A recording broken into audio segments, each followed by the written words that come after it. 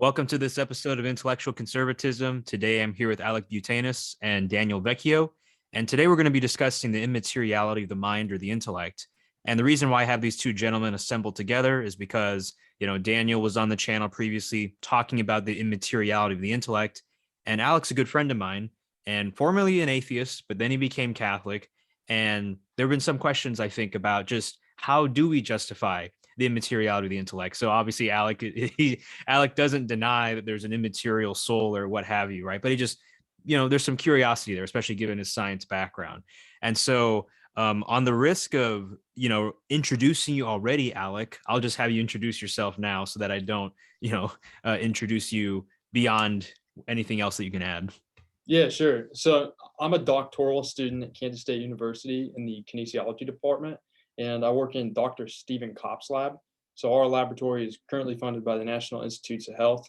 For my professor, Stephen Kopp, he's an outstanding researcher. And then myself, I'm funded by the American College of Sports Medicine. So basically, our work is focused on the autonomic nervous system. So I'm a neurophysiologist. We try to figure out how the autonomic nervous system works in health and how it goes wrong in a variety of cardiovascular diseases, especially in heart failure.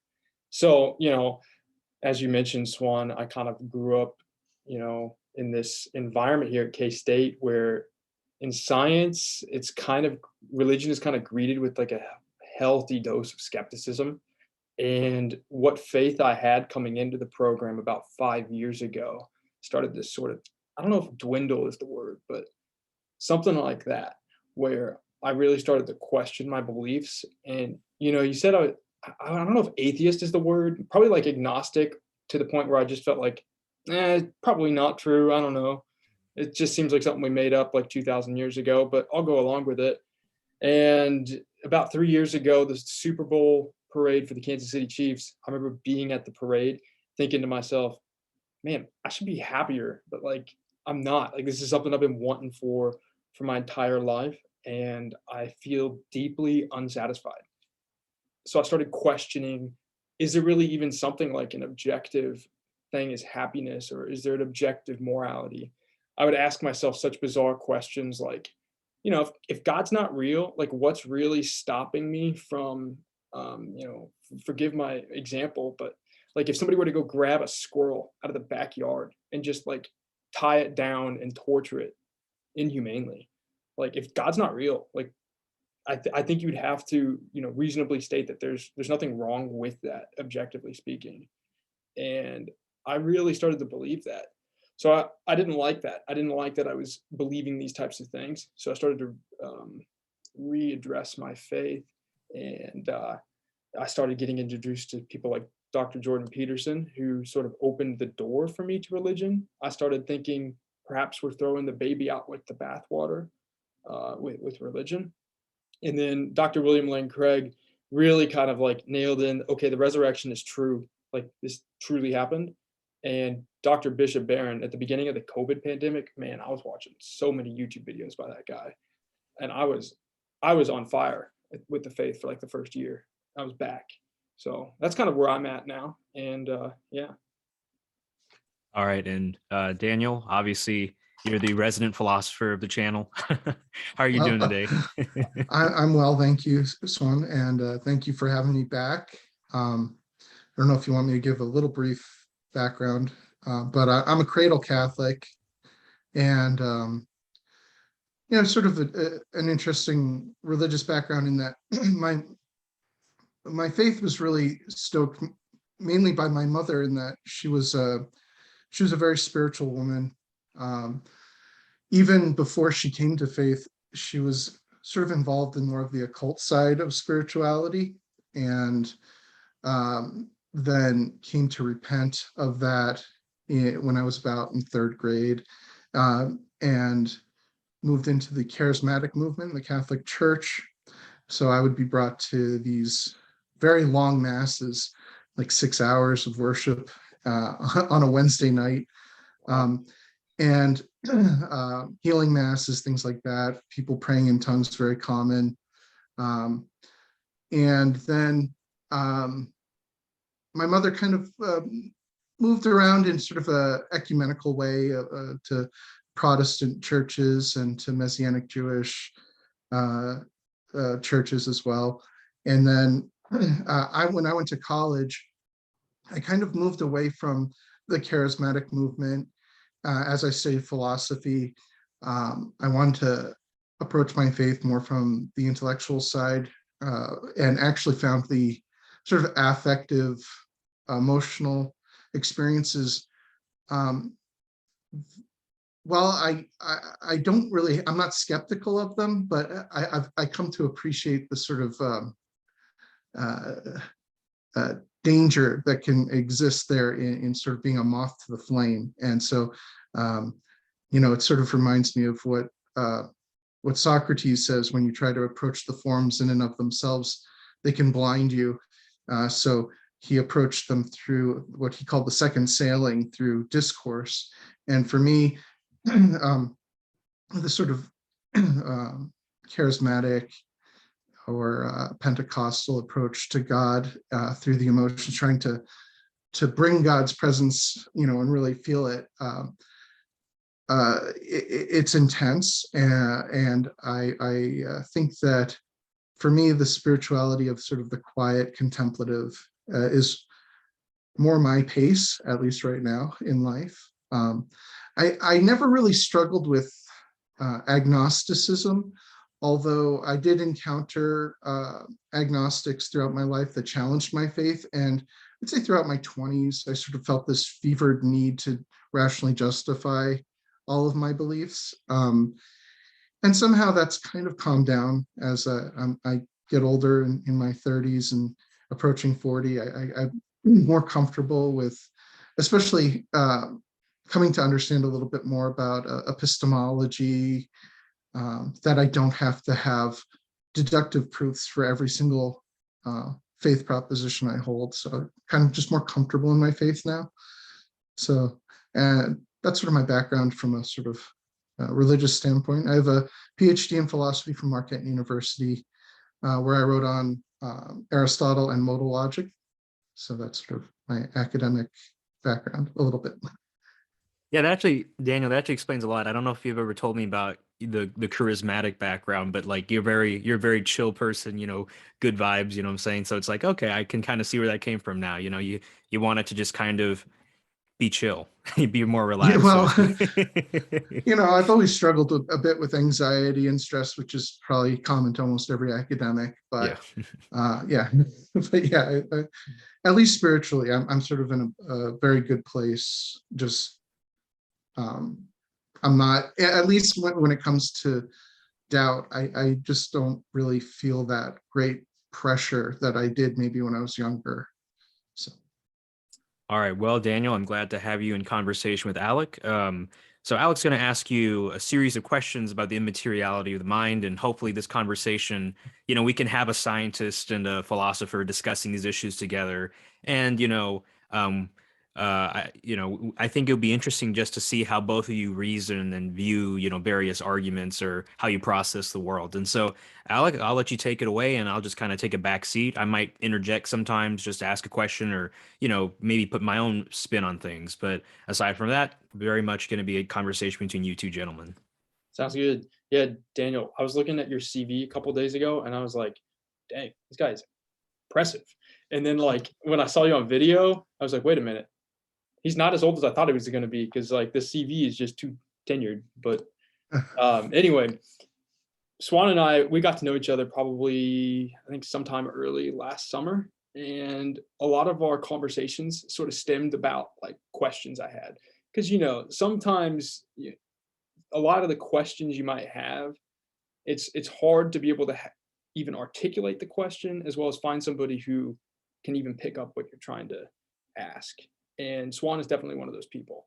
So we'll have bonfires at my house quite frequently with some cigars or scotch, both. And one of the ones I remember, probably early last fall, we were talking about the mind. And I just never really, like, you say you believe in God and like all that stuff. There's a lot of nuance to what the word believe really even means. And I say I believe in an immaterial mind, but I guess I don't really know what that really even means. How do we know that the mind is material? Like, what is the best argument for that? Well, from the sort of tradition, there are several lines of argument. But I guess I wanted to even start with the question of what we mean by material uh, before we even get into the question of whether the mind is immaterial or what aspects of the mind might be immaterial. Because I think even despite advances in the 20th century with quantum mechanics and relativity theory. Excuse me, I have a little bit of a frog in my throat. But even with such advances, I think we still have a Newtonian / Cartesian hangup when it comes to matter. We think of matter as just mere extension, and that it sort of behaves classically in a deterministic way.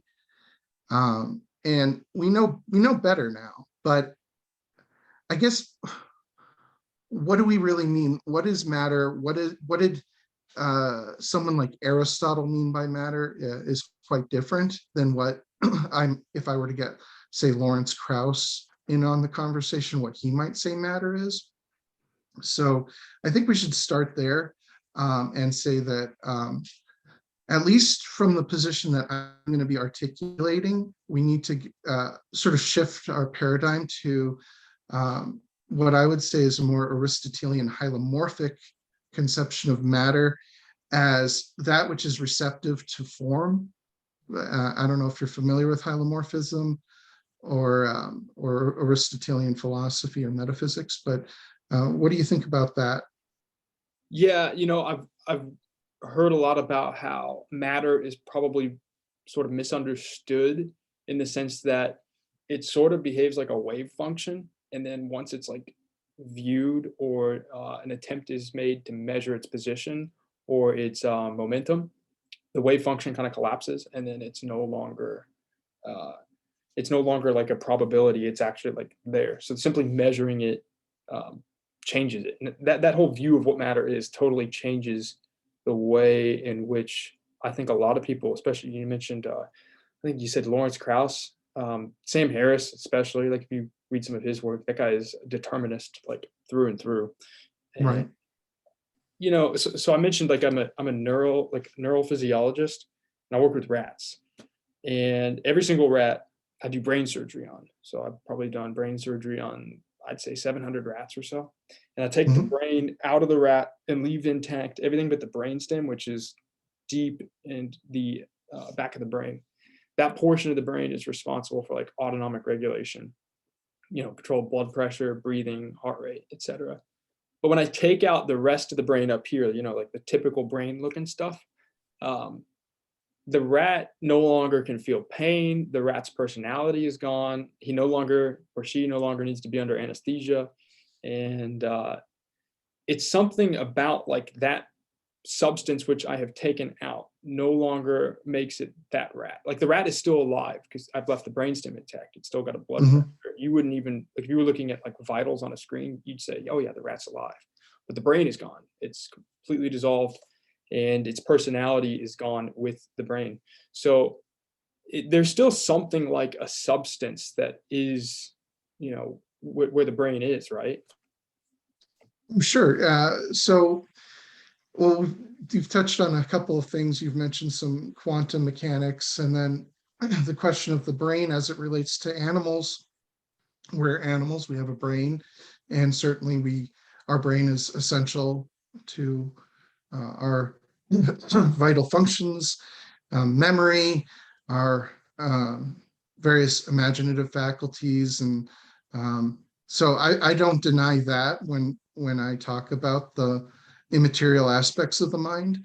I think there are material aspects to the mind as well.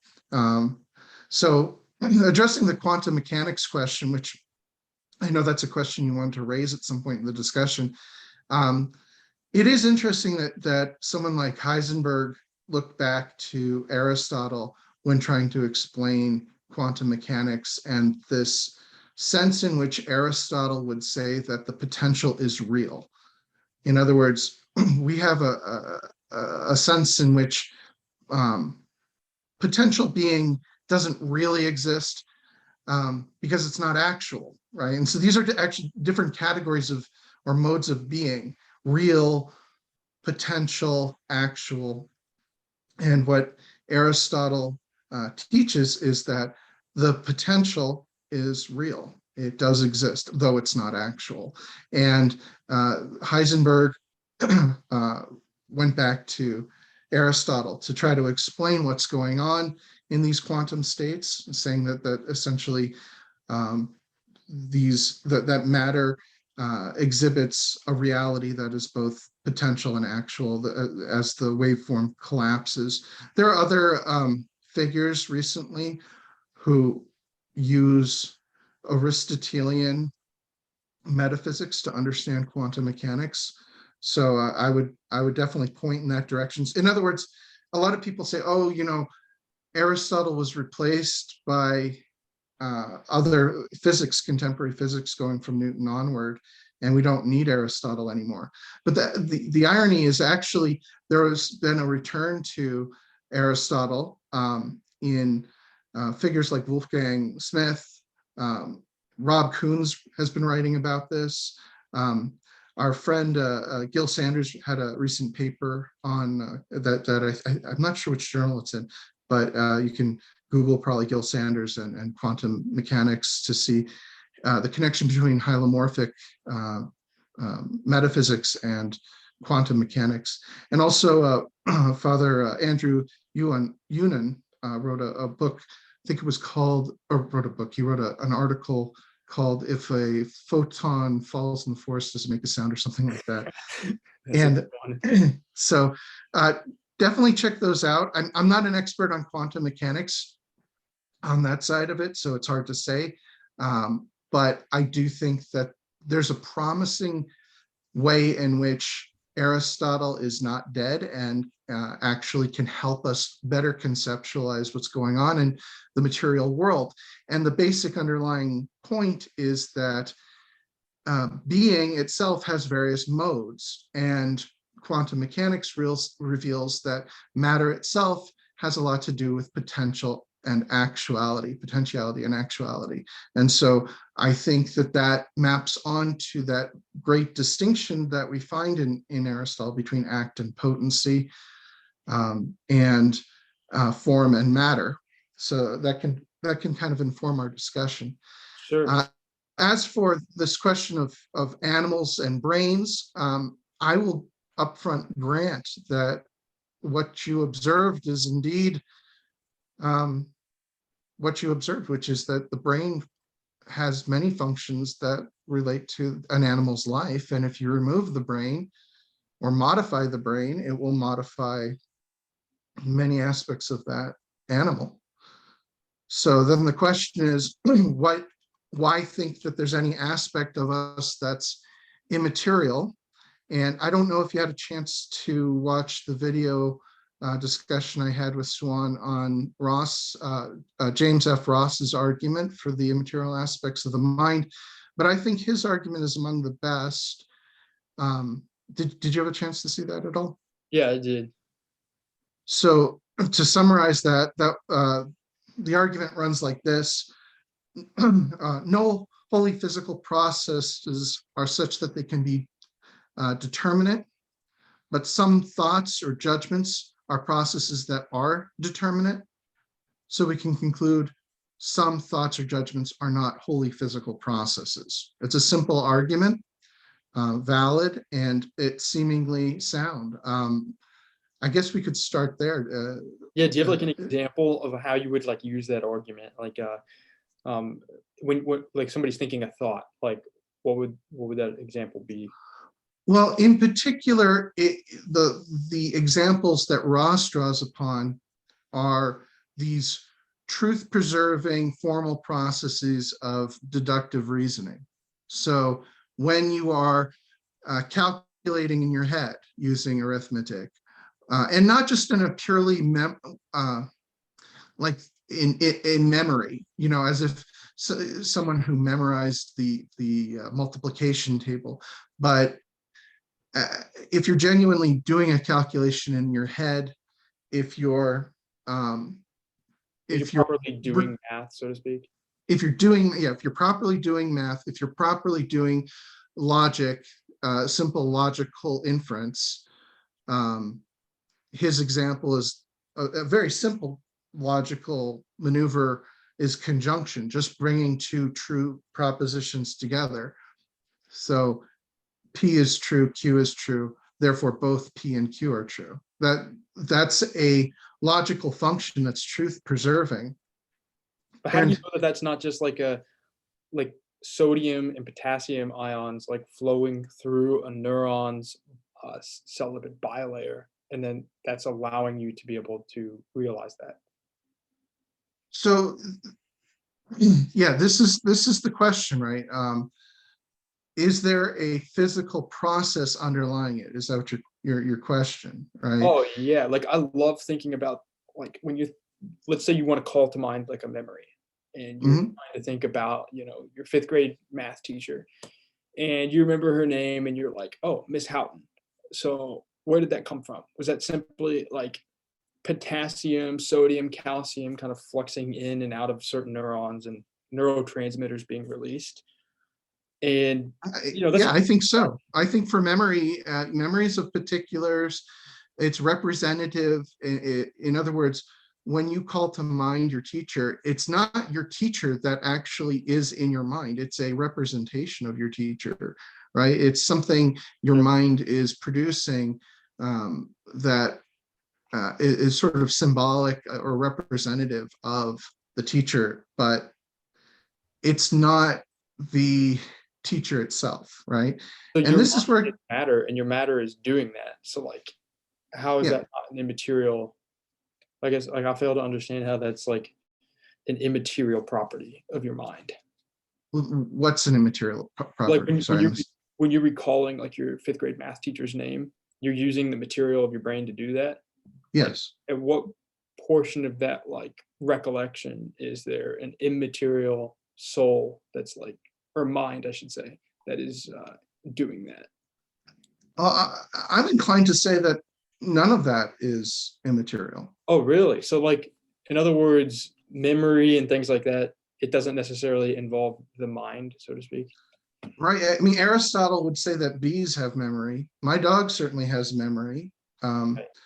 And I don't think that bees or dogs have an immaterial aspect to their being. I think once they are dead, their matter and form sort of separate, and that's it. They're gone. There's now I know not all Aristotelians agree with that. I think Trent Doherty would disagree with me on that, but I think most those who hold hylomorphism are happy to say that the sensible soul or the animal soul of sort of non-rational creatures have faculties like memory that are purely physical, and ours is no different.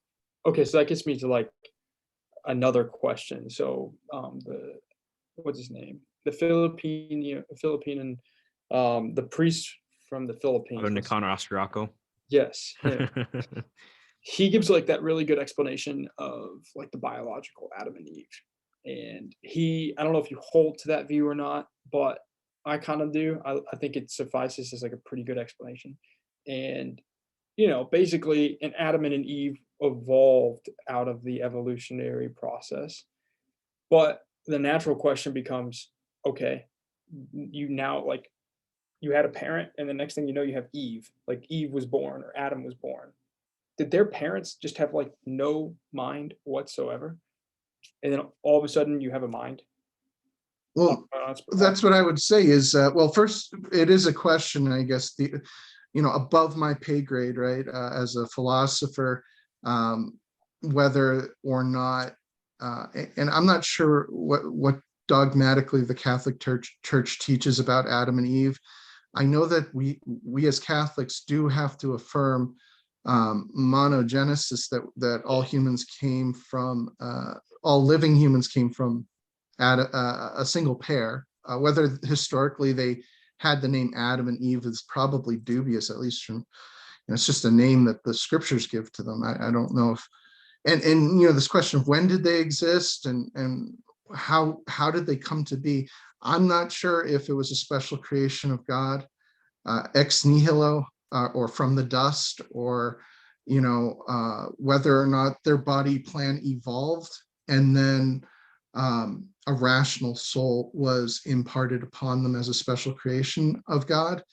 But I think that's what I would say is let's go with this idea that Adam and Eve actually did have biological parents, and they weren't just created directly from God.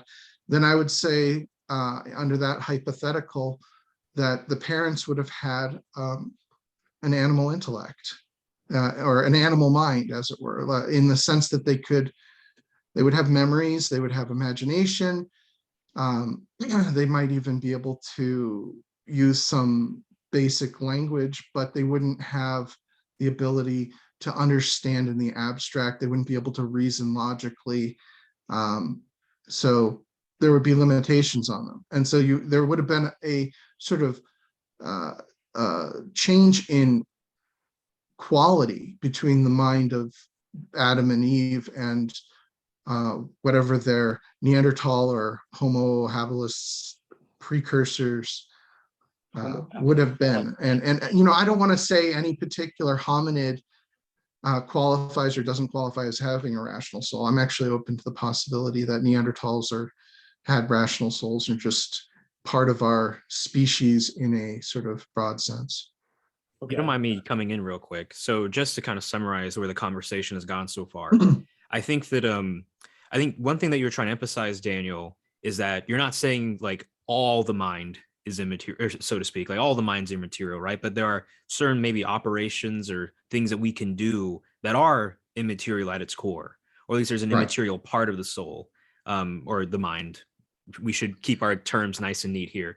And I think that Alec, I think you might have been more familiar with like how substance dualists talk about the mind versus the body, right? Where it's like, so to speak, like with Descartes, the ghost in the machine, right? So these operations that we do in our mind, it's just kind of like this immaterial soul that's animating the body, right? But it seems as if what Daniel's saying is, look, there's the extreme of materialism or microphysicalism, where all of that can be reduced just to the physical or the material.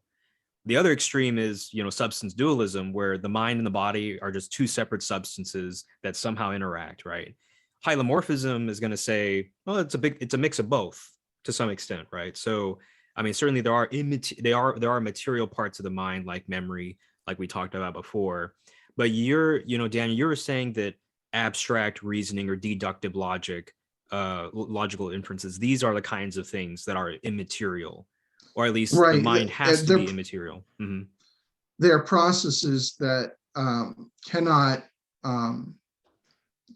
be realized in material form, and therefore there's no physical organ that correlates with them. That's this question of, what's the underlying neurochemistry of an abstract thought, or what's the underlying neurochemistry behind a logical deduction? I would say there is none.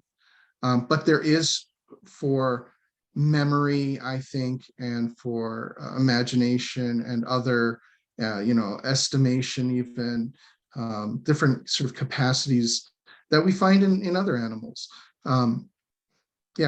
Would you say the stain of original sin is on our immaterial mind, or is that on the material body?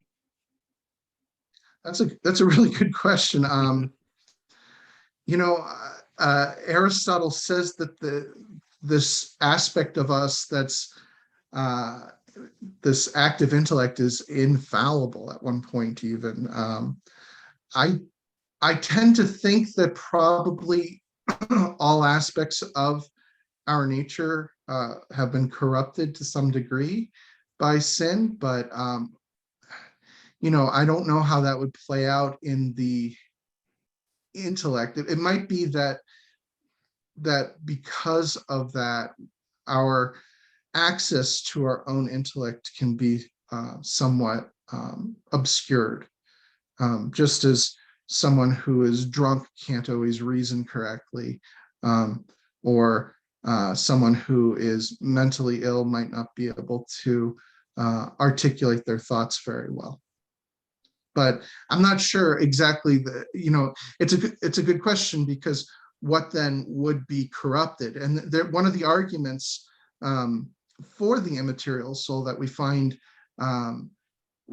this in antiquity is this argument from the fact that the mind isn't how should I put it? It isn't obscured by anything that affects a physical medium. So when you become ill, you might develop a certain film on your tongue, like a bile on your tongue or something like that, some sort of phlegm on your tongue.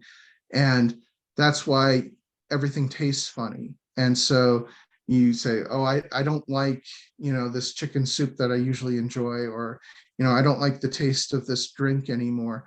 And it's because something has sort of corrupted your taste buds, or have interfered with your taste buds. In a similar way, if you were to put rose-colored glasses, on, the world would be shaded pink, and that can affect the way you see things. But the argument is that there isn't anything that can kind of shade the way you understand triangularity, because you'll reason about triangularity if you were to really think in other ways. You're not really thinking about triangularity anymore. You're thinking of something else and misidentifying it. So you're kind of stuck with, like, you either understand triangularity or you're not thinking of it. Yeah, like they always use that language. You understand a triangle as such. They always use it as such. There's this neurosurgeon, I think his name was Vitker. I can't remember his name, but he used to be a materialist, and by the end of his career, he had swapped to becoming like a substance dualist. He talked about, those studies, it's called like the Leibniz experiments, where they like record your brain. Are you familiar with those? Yeah, the Libet, Benjamin Libet, yeah. Where they like time when you saw an image and try to map out whether or not the electrical activity in your brain occurred before you, quote, realized the thought. And Sam Harris and the like, they'll use that as an example of like, oh, you don't have free will. Like your conscious experience is an emergent phenomenon from material that's happening in your brain.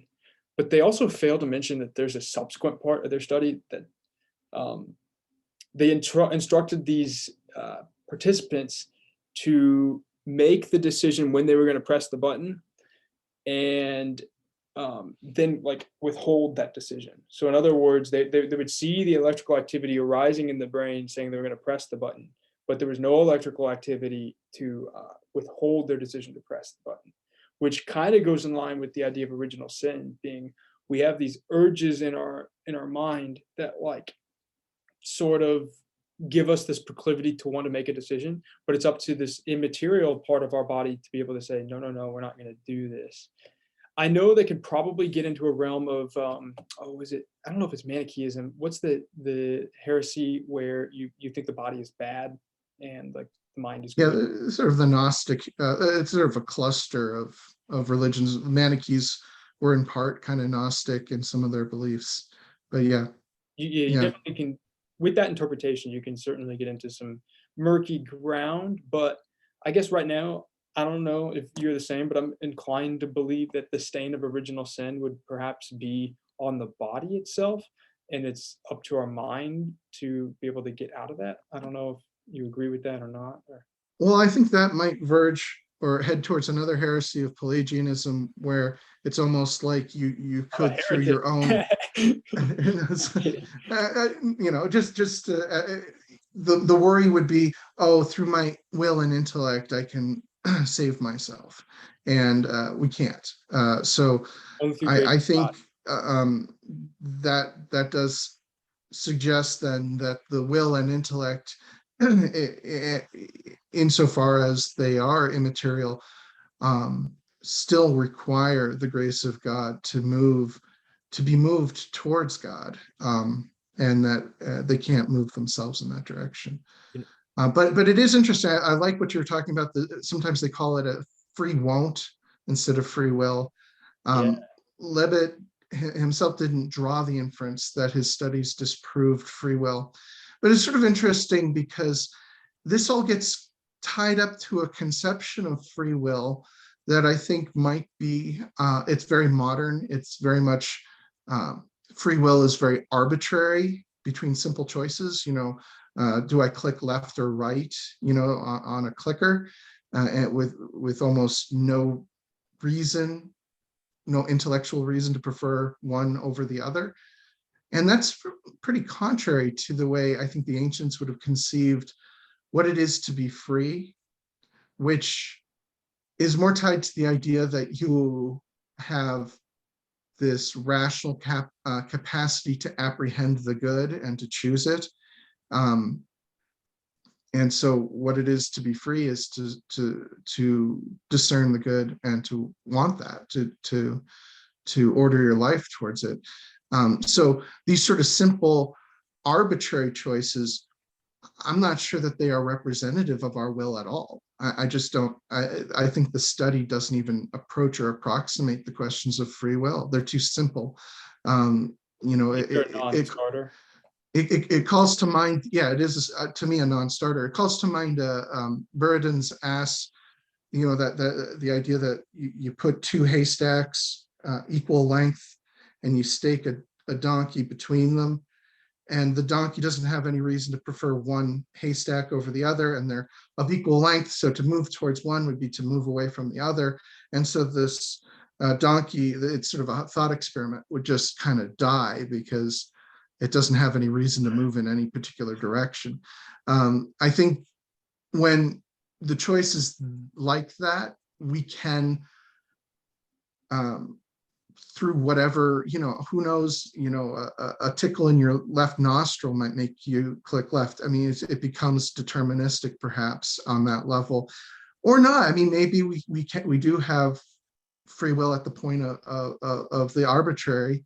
I know that Levitt didn't draw the conclusion that we're fully deterministic. It might be that what they captured simply isn't, it is just another aspect of the mind preparing itself to act, and what free will is may even precede a certain conscious awareness. I'm not sure. Alec, I'm interested in your thoughts on just going back to James Ross's argument. Like, what did you think about that argument, or were there any questions that you had about the premises that were in it? Right. So, can you give the three step-by-step the premises for his argument one more time? Yeah. So the first one is that no wholly physical process is such that it can be determinate, and what that means is that it isn't an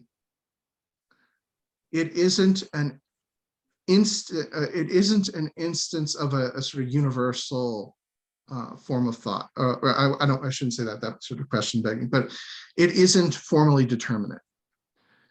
No physical process is formally determinate, but some thought processes are.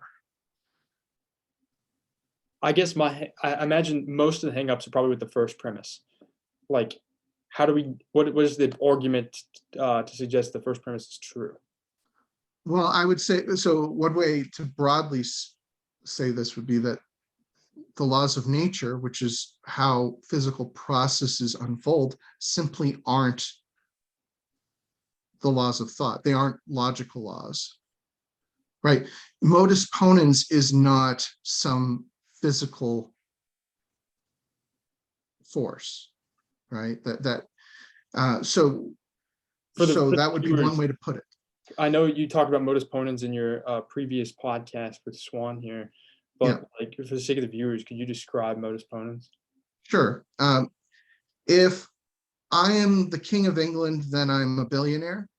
I am the King of England, therefore I am a billionaire. So it's affirming the antecedent clause in order to draw the inference of the consequent. Okay, so is it true then that in academic circles, most people would have a hang up with the first premise there, or is there even any debate on this argument, on Ross's argument? Well, I think the literature and engagement on Ross's argument is not very broad right now. But I think most would actually dispute the second premise, because most people, I think, in contemporary philosophy are willing to embrace a sort of level of skepticism that that physical processes are indeed indeterminate. And that's what Ross does in his paper, is he actually cites contemporary philosophers like Saul Kripke, drawing on Wittgenstein, and Nelson Goodman, and other sort of contemporary philosophers who are drawing upon these problems of rule following and problems of induction to say that we really can't know for sure that a rule or process is going on just by simply observing it as a sort of third person observer, right? So I watch some process unfold. I can't know that what it's doing is, formally speaking, modus ponens. If you're watching it unfold. Yeah, I watch a computer sort of moving its hard disk around and reading, the sort of on off of the digits of the magnetic disk. So this might be getting into a realm that, like, I mean, clearly beyond my expertise, but I'm sure you've heard of the problem of many minds. And like one example I've read is, let's say you see your friend come in to the house and like they're at their knees, their hands are at their knees, and they just keep like licking their lips, and they reach for the cupboard to grab a glass and they fill it up with water and start drinking it quickly. Yeah. You don't know what's going on in their mind, but you can like infer that they're thirsty. Right. And this is the question of, well, could they be an automaton? I mean, this is a question that Descartes raises, this sort of hyper skepticism. Now, I'm not a hyper skeptic, but I think the point that you're raising is relevant in that what we're seeing is that we don't really have first person access to other people's minds. So,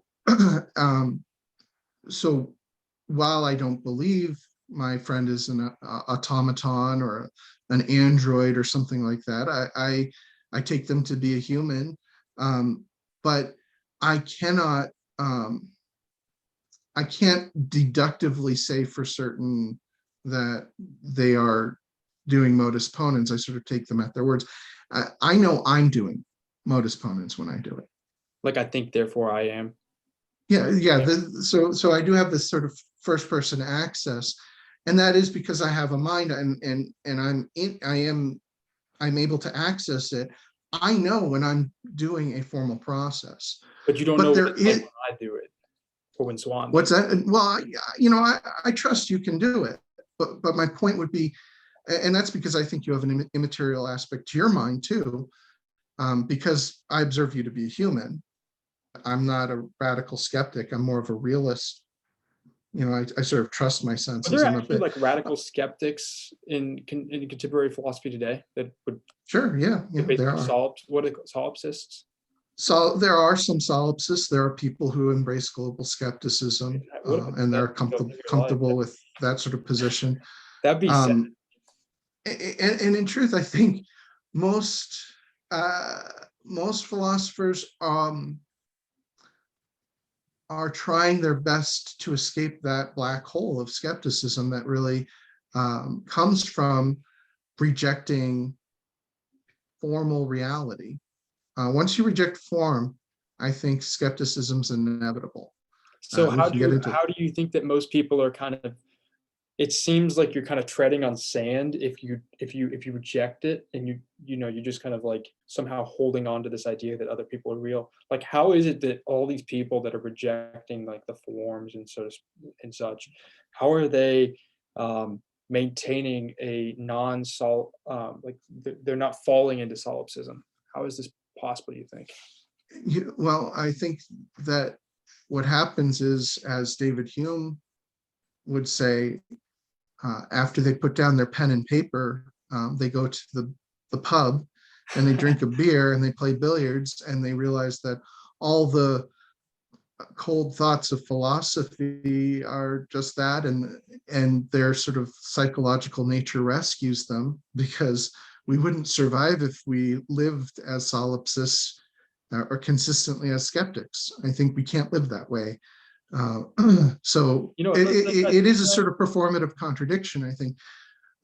But yeah, I think most people embrace a kind of representationalism, where they think that thoughts are similar to reality, and they're sort of Lockean, that there's sort of these primary qualities that map onto reality as such. And I think most people are around that level.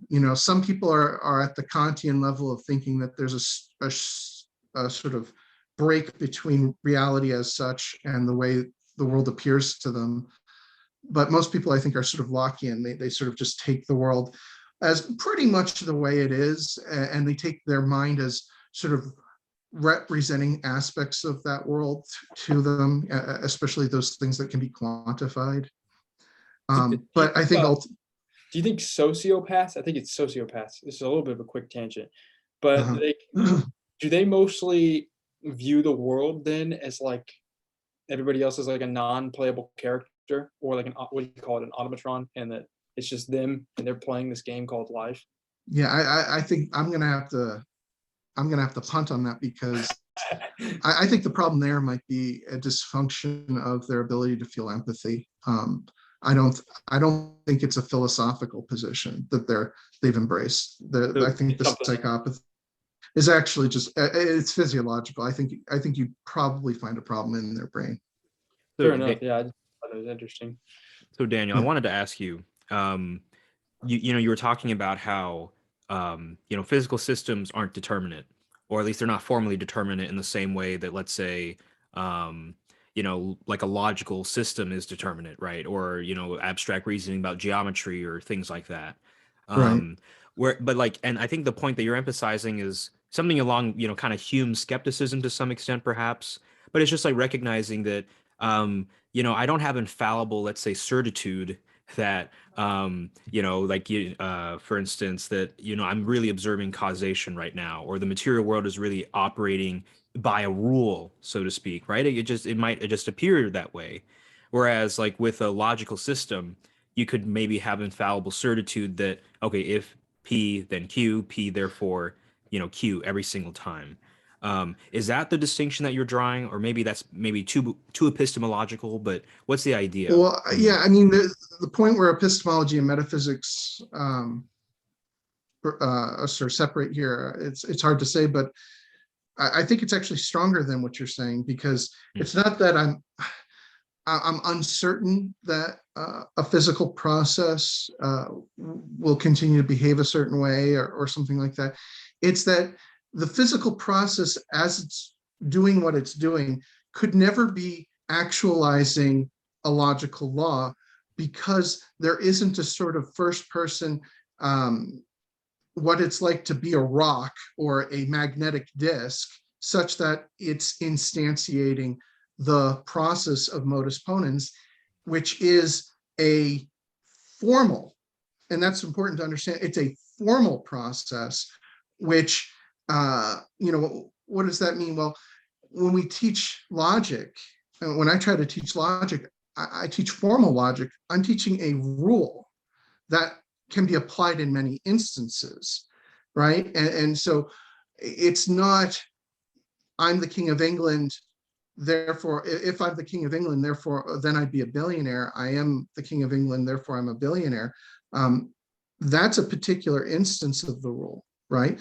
The form itself, modus ponens, it can't actually be expressed even in language, what we use are variables. P, if P, then Q, P, therefore Q, where P and Q are variables that could stand in for any sentence or any statement, right? So there isn't anything like that for rocks or dominoes or fiber optic cables or any other medium to do that. And the reason why, this might get to the second sort of argument that I want to raise, so maybe I can go there. The reason why is because when matter is receptive of form, it does so in a concrete way that approximates form itself, right? So I have the form of humanity, right? But there are certain privations, there's certain ways in which I lack that form completely. We could say some of that's due to the fall, original sin.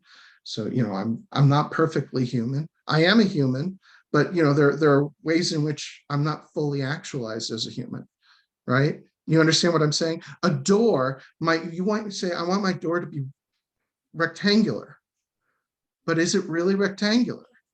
So the carpenter puts rectilinear shape or form to the door, but it's an approximation, right? So when matter receives form, it does so concretely, not abstractly, not formally, not in a way that could represent every case, if that makes sense. I'm sorry if I'm I'll let you guys jump in, but so here's the argument. If something receives form, either it exemplifies the form concretely through a material approximation, or it abstractly understands the very same immaterial form in an immaterial way. Okay. So does that get into, say that second one again? Or the other way something could receive a form is through understanding it immaterially so it understands it in a sort of immaterial way. How do we know that's true? Like that second one, would that be angels or and demons and such? No, I'm not talking about immaterial things like angels and demons. I'm saying like my ability to grasp the form of humanity and so on.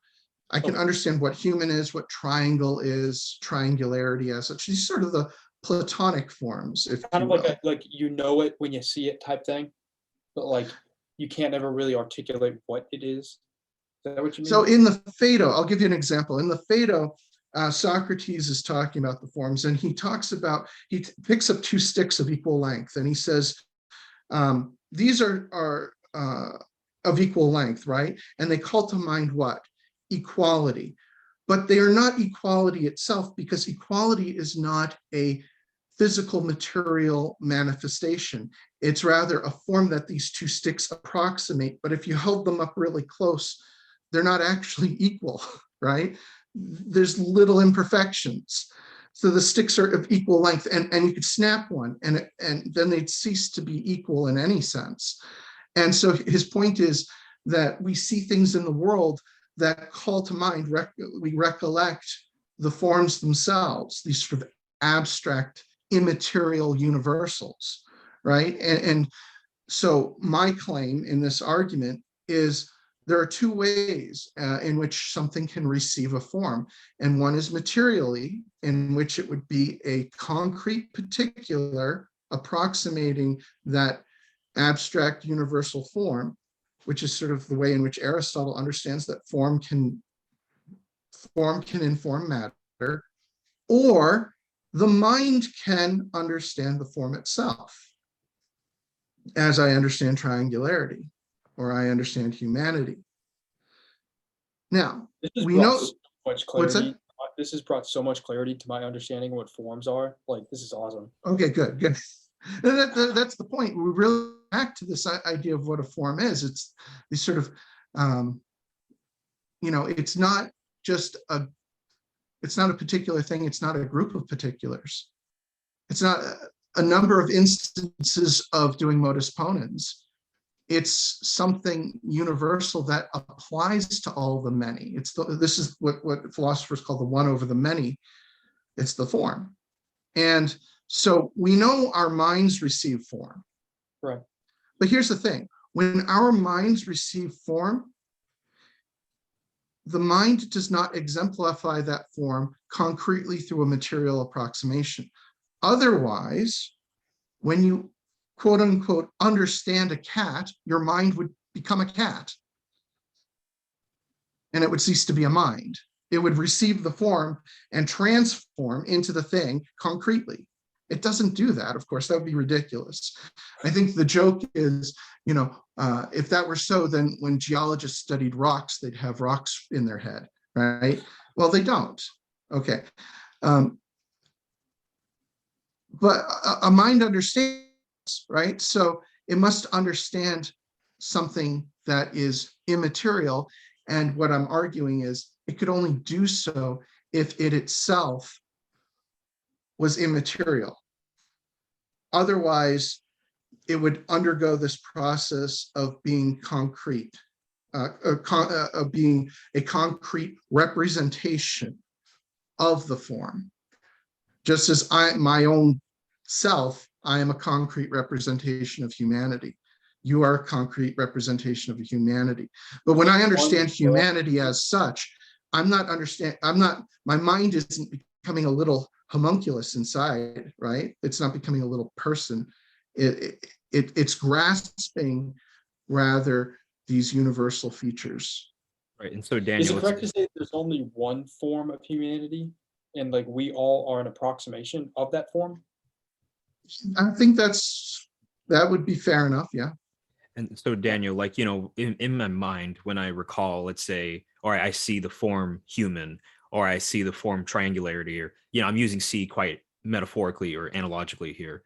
But, when I Right. recall it, it's like, it's not the case that I'm even doing an approximation, so to speak. It's like, I see it, it's just, you're either thinking about triangularity or you're not, right?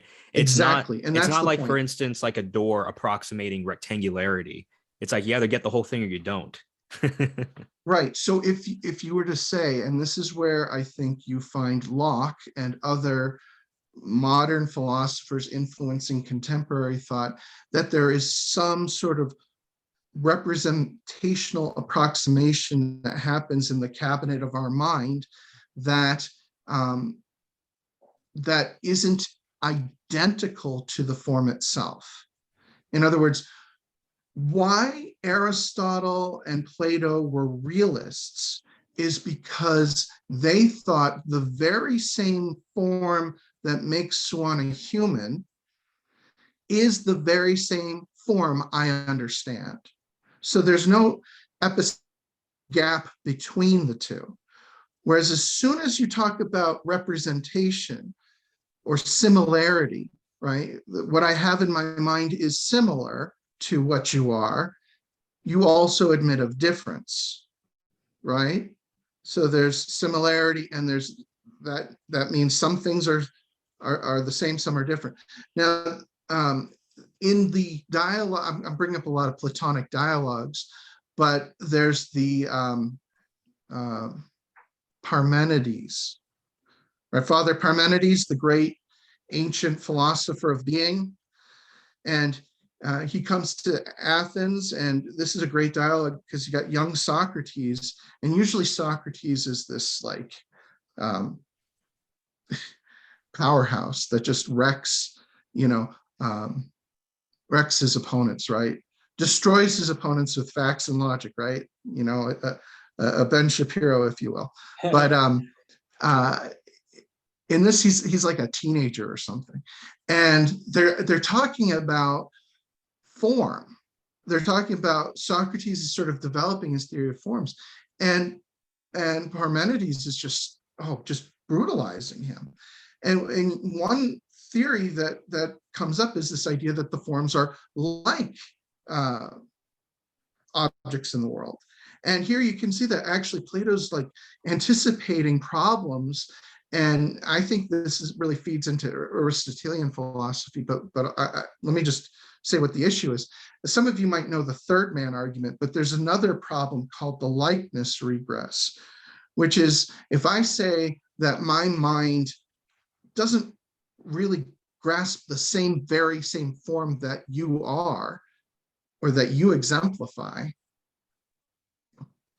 then what I have to say is what I grasp is like it. Okay, well, that might not be a problem, but here's where the regress starts. I now have to understand what likeness is, right? And there's likeness in the world and my understanding of likeness, and they are not the same, because we've already said there's no sameness, it's all likeness. So now we introduce a second level or a second order likeness to describe the likeness between the likeness we find in the world and my understanding of likeness. And that thing I have to now come to understand. And that has to be like what? Right?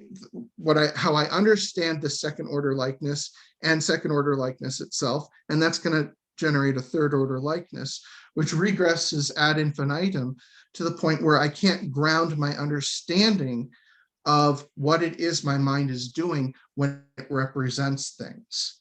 So the only way to prevent this regress is through identity or sameness, is to say at some point I grasp the formal aspects of reality in a way that is identical, right? This is why it's a sort of realism. I actually really get the formal aspects of reality. And if anything, it is reality itself that falls short of what I understand, not the other way around. Whoa, that blew my mind. That ending right there. But like when you think of like a triangle, like as such, you inevitably kind of come up with a color for your triangle, right? Mm-hmm. Like, and that's still like failing to articulate in your mind what a triangle. That's because you're imagining the triangle. But think of what Descartes says. Descartes says there's a difference between understanding and imagining. And the example he gives is try to imagine the difference between a 999-sided figure and a 1,000-sided figure. You can't imagine the difference. You lack the imaginative capacity. We like, in contemporary times, we like to think that the imagination is the great powerhouse. It's unlimited, but actually it's very limited. It's a limited capacity. And so, you can't imagine a color you haven't seen. You can't imagine the difference between a 999-sided figure and a 1,000-sided figure. I forget what that is called. 1,000-sided, is it a kiliogon or something? Or basically a circle. But that's what you would imagine is two things that are nearly circles. But you can understand the difference. You intellectually grasp there's a difference. You can say things about the differences between the two shapes. For example, that one of them has an even number of sides and the other has an odd number of sides. Like the very simple thing, but that's intellectually, you know that for certain. And I'm sure if you really worked out the geometry of the two, you could say that the two have very distinct geometric properties, right? And you could come to understand them without ever imagining them. So when you say, well, when I try to think of triangularity, I inevitably imagine a green triangle. It's got to be a right triangle. It's got to be this. That's because your imagination particularizes it. It represents it, right? And we have to realize we have this imaginative faculty, and that's doing precisely what I think Locke is talking about, what some of these other modern philosophers, when we talk about representation in the mind, it's imagination. But when I intellectually grasp triangularity, it has nothing to do with imagining a particular right triangle that's green and of a certain magnitude. It's grasping triangularity itself and articulating the properties of triangles and the sort of accidental and essential features triangles have. That is what triangles can have and what they have to have. That's abstract understanding of triangularity, and it has nothing. That's a faculty of the immaterial mind. Yes, I think that's a faculty of the immaterial mind. And in fact, the very point you make that, well, when I imagine, it always particularizes it to a particular type of triangle, that proves that that's not an intellectual grasp, because that triangle is going to be a right triangle, say, or an equilateral triangle is not going to represent triangularity as such. Okay. And I remember And earlier, sorry, Alec, I remember earlier you asked the question about when Daniel proposed, like, okay, either you receive the form, the intellect receives the form materially or immaterially, right? And you asked the question, how do you know that it could receive it immaterially or something like that? And yeah, um, I don't know if that's still a question that you have, but I gather that Daniel, would you say something like, we receive it, right? So that's a given, but we don't receive it materially, so it's got to be the other thing. Is that a fair Yeah, summation? Okay. right. And my point was, if you really want to resist that conclusion, you end up in skepticism, right? Oh, I guess I just really don't understand what triangles are. I only have fragmentary imaginings of it, of triangularity, but I don't understand it as such. The same thing, and this is the same thing that happens in Ross's argument. The way out is to say, well, I guess I don't really do math. I really don't do logic. I just approximate it. I just do a simulation of it. bring it home one That's more a time though. that's Like, actually a huge bullet to bite, right? I mean, can you bring to it home for me save. one more time to like show that this is immaterial? Like, I understand you receive it, the form, but like, how do you know that's not actually happening in the brain, as far as like ions and such moving around and neurons? Well, again, if that's what I would say, if that's what it is, then what we have is a representation of a triangle, So the and not trying representation of the material. would be material. Yeah, Okay, and then like that I would say there that would never transition. be a grasp of triangularity as such.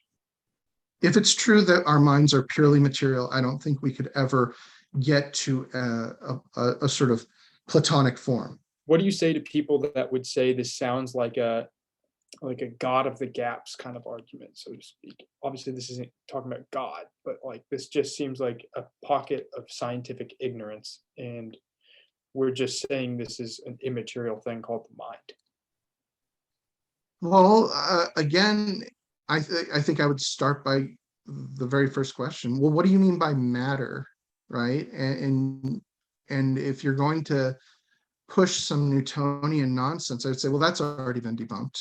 So we're really talking something like what our quantum physicists are talking about, and that seems to point back to some sort of idea of matter as being some sort of potential that's receptive of form. And now I can talk about, I don't think you can get away from form and matter. I just don't think you can. And there's this asymmetry in form and matter. That is, you can have form without matter, but you can't have matter without form. This has been extremely helpful for me right now. Right. Yeah. So, when materialists talk about matter as if it can be pure matter, well, what are they going to talk about? Gold or silver or arsenic or copper or oxygen? Are you telling me those things don't have a formal structure that we can understand abstractly? Of course they do. So, and then on the other side of this whole conversation, the materialist conception of the mind, which we call physicalism, is itself filled with problems that we could articulate and discuss. So, it's sort of like they threw the baby out with the bathwater when they got rid of the formal explanation. I Going did back to want, the matter thing, you say you talk about how it's potential. That is, did you say the word actualized earlier? That's what yeah, Aristotle yeah, refers to it. yeah. What does that mean to say that matter is potential is actualized? So act and potency are the fundamental metaphysical categories of Aristotle. It's sort of his duality, right? And then matter and form map that such that matter is sort of the underlying stuff that somehow is there to allow for different formal structures to be realized or actualized. So I can take um, uh, some copper, melt it down into a statue, right, and impose different forms on it, right, and even on a approximations. sort of let's talk about stars. Stars can, through their stellar processes, impose new forms on elements, right? So hydrogen can become helium, helium can become nitrogen and oxygen, and these sort of heavier elements up to lead, right? So and iron. I think it goes So up to how iron and it stops. it stops, and then in a supernova we get the even heavier elements, right? So there are these processes that can impose form, and what it's doing is it's reshaping something that's underlying it. What Aristotle's doing is he's trying to explain change, right? So how is it that something can change? Because if you go back further in the history of philosophy, you have Parmenides who's saying that there can't be change because there's just what is and what is not, and there's no possibility of change. And so the whole point of Aristotle's philosophy is to introduce categories, say, no, being isn't just said in one way. There's being in potential, being in actuality, and these different categories of being, among others, can then help us to explain how change can occur. And there's substantial change, that one substance can change into another substance. A human can become a corpse. That corpse can rot and decompose, right? The composition is taken out, it's deformed and destructed, right? Taking out the structure, taking out the form.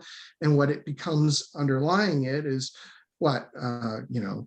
organic tissue or organic matter that then can be incorporated into soil, and then it's taken up into a tree. And now that very same matter has a new form. It has the form of an apple tree, right? Do those transitions kind of, the boundaries are blurred? So like, for instance, if a human being dies, and you might even draw that distinction of where they're clinically dead at various points. Maybe you would say brain dead, maybe you'd say cardiac death. At some point, is that meat sack, so to speak, no longer a form of a human being, even though like sure, yeah, it loses its form. I mean, death can be a gradual process of decomposition, right? And it can be slower or faster depending on the conditions. Mummies decompose very slowly, but they aren't humans, right? Once they lose their light, once we stop from a scientific standpoint, I'd leave it up to the scientists to say what's really like alive and dead. Oh yeah, I mean, there's a certain point where, yeah, that's a dead human but there's tons of living cells still there, right? Yeah, for sure. For sure. So it's not a living human, but there might be living cells. Cool. I don't know if you want to get onto this topic or not, but I've been dying to hear your answer to this. The angels and demons. So I know I kind of hinted on that a little earlier. To me, I know it's not true, but like when you hear things like, oh, St. Michael the Archangel or all these angels, it just kind of sounds like Bronze Age mythology is probably what Christopher Hitchens would think of it. But like they didn't, whoever came up with this or like articulated it, so to speak, they didn't just create this out of thin air. Like there's a reason why these are here. And I know some of them have been brought to us through like divine revelation, as they've been mentioned in scripture. But how does Dionysius create these? How does he understand these 9 levels of like the angels? And how do we know they're even real if we can't even interact with them on a material manner? Well, it's interesting because, you want to talk about Bronze Age beliefs. The interesting thing about angels and demons is how ubiquitous belief in them are across cultures, and not just cultures within the Middle East, right? But you find in East Asia, in North America, South America, the indigenous peoples, in Australia, there are these beliefs in spiritual beings that are not God. They might be described as demigods or lowercase g gods, but they're not described as sort of the supreme being, right? They're not described as actus purus or as the source of all being. They're described as preternatural. They have abilities beyond us, but not And so I tend to have a little bit more respect for the fact that such a belief is so common, and that people have had such encounters. I mean, I could list family members who have claimed to have encountered angels, and I myself, I told you I was involved in the charismatic movement. I have seen what I would characterize as demonic manifestations. I know plenty of people who have claimed poltergeist activity in their houses, haunted houses. I ask my students, because we do philosophy of religion, and we have a section in that where we talk about religious experiences. And I haven't had a class yet where no student has claimed to have had an encounter of a preternatural sort. And by that, I mean, not necessarily an encounter of God, but of some sort of spiritual being. And so I would say that one argument, and it is admittedly inductive and could very easily be explained away by a Hitchens type through applying the right sort of level of skepticism and say, oh, well, they're all, these are all just hallucinations and dreams, and, stories being passed down, so, I met someone, they pushed me out of the way from a car and then they disappeared. You can explain such things as not being genuinely angelic or whatever. But what I would do is say, well, there's got to be some underlying truth there. Now, as for a more philosophical case, I know Peter Kraft, my former professor at Boston College, and I think he's thinking of people like Dionysius and the sort of Neoplatonic tradition, would point to the great chain of being. Nature abhors a vacuum, and so you've got sort of these different levels of being, right? At the lowest level, you could talk about, the sort of rocks and minerals and basic elements that compose brute matter. And then above that, you have the sort of low levels of life, like, today we would talk about amoeba and bacteria and viruses and things like that. And then up from there, up the chain, you get plants and animals of different capacities. And what we see as we go up the chain, there's more capacities. Well, at a certain level, you get to a being that seems to be material in some respects and immaterial in other respects, which was the whole point of this conversation. Right. A sort of angelic ape, or something like that, something in between. Now, if the next level up is just pure actuality, pure being itself, God, there seems to be a large gap between us and God. And so I think it's natural to think, well, why couldn't there just, on the other side of us, be minds? I mean, if we're willing to grant God as an immaterial mind, why couldn't there be lesser finite immaterial minds? And I think so. So apart from revelation, there seems to be a sort of argument there. I wouldn't quite call it deductive. It's sort of an argument from analogy that, we see these progressions and interconnectedness that nature sort of fills. So it seems to make sense that God might have created angelic beings. Again, not certain. So then you tie that with revelation, and I think that's and human experience, and I think there's good reason to believe in the angels and demons. Oh, I'm convinced of their existence, but as far as like our being able to differentiate different hierarchies of the angels, that I'm less sure of how that came about. That's probably based on scripture, and again, I think probably Neoplatonic reflection on the great chain of being, that there be higher angels and lower angels, archangels, powers, dominions, and so forth. But the person to look for in that is Thomas Aquinas, the angelic doctor, who's got a whole section of the Summa Theologiae that's just dedicated to talking about angels and demons. Very interesting. Angels and demons are a great test case for understanding ourselves, because in many ways they are the sort of reflection of us on the other side. How is it that angels understand? How is it that angels fell? Those sorts of questions can really tell us a lot about the nature of sin, the nature of understanding. I think Thomas Aquinas would say that the angels don't abstract up. We sense the world around us and then abstract up to the forms, but rather their knowledge is imparted by illumination from God. So they understand the world because basically God tells them what the world is like. And so that's sort of interesting if you think about Satan's access to the world is really given to him by God. Sort of an interesting thing to consider. To just round out the conversation, I wanted to go to Alec now and just ask Alec. We've talked a lot about form and matter, substances, change, Aristotle. We've gone kind of almost the whole school, at least we've gone from ancient to modern philosophy. So this is a nice little seminar to start off with our understanding. At this point, what are your thoughts now about the immateriality of the mind, or at least the parts of the mind that are immaterial, or this idea of how do we get from we have, obviously we are physical creatures, but somehow we can access these forms, right, that are I think Daniel would say formally determinate, or that's what Ross says, right?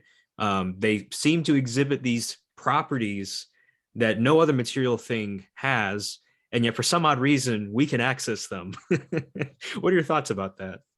Yeah, I guess, my understanding going into today's conversation was I felt that modus ponens and those types of operations were an emergent phenomenon of just more and more complex interactions with neurons in the brain.